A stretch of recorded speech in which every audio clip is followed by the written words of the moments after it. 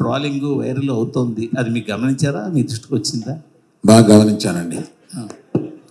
మరి దానికి మీ కామెంట్? అంటే నో కామెంట్స్. అంటే కాదు, తడబాట పొరపాట మామూలుగా ఒరిజినల్గా మీరు చెప్పి నో కామెంట్స్. ఇంక నో కామెంట్ అన్న తప్ప పొరపాటు. సరే పోలేండి, మీరు నో కామెంట్ అన్న క్వశ్చన్ అడుగుతా. ఇది మొదట మీరు చూసినప్పుడు ఇది సబ్జెక్టు అంత వేబుల్ కాదు అని మీరు అన్నారని వాసు గారు చెప్పారు. తర్వాత దాన్ని మొత్తం రీఫ్రేమ్ చేసి అంత రీస్ట్రక్చర్ చేసాక సెట్ అయింది అన్నారు. ఫస్ట్ నేను నేరేషన్ విన్నప్పుడు ఫస్ట్ హాఫ్ అదిరిపోయింది, సెకండ్ హాఫ్ డాక్యుమెంటరీ నేచర్లో ఉంది ఇది. అందుకని ఆ కథ కొని ఒక రైటర్ దర్శకుడికి ఇస్తేనే ఇది పని జరుగుద్ది.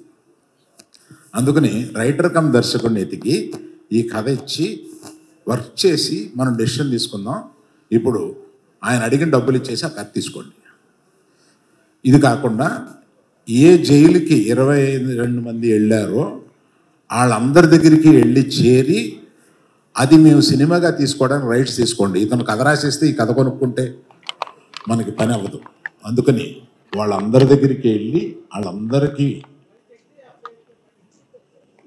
వాళ్ళందరి దగ్గర నుంచి రైట్స్ తీసుకుని వచ్చి ఇప్పుడు అవన్నీ అయిన తర్వాత చందు గారిని రిక్వెస్ట్ చేశాం. ఈ సినిమా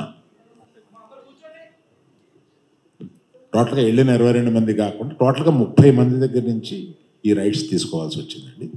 తీసుకున్నాం ఫర్ అవర్ సేఫ్టీ. అది చందు గారు దాన్ని ఏదో నేను తీసుకుని 2 నెలలు చందు గారి దగ్గర ఒక గొప్పతనం ఉంది.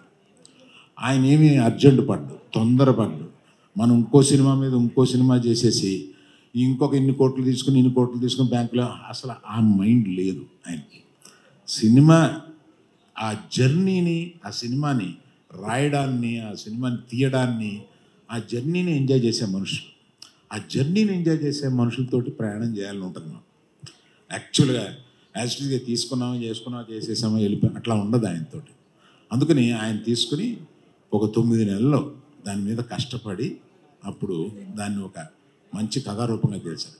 బేసిక్ కథ ఎందుకు కొన్నాము అంటే ఇట్స్ ఎ హ్యాపెండ్ ఇన్సిడెంట్. దాన్ని తీసుకుని దాన్ని రూపకల్పన చేస్తే బాగుంటుంది అని అనిపించి తీసుకున్నామండి. మీరు అడిగిన ప్రశ్న ఏంటో మర్చిపోయి నేను చెప్తున్నాను. మీరు అడిగిన ప్రశ్న చెప్పారు, మీరు కరెక్ట్గా చెప్పారు. చందు గారు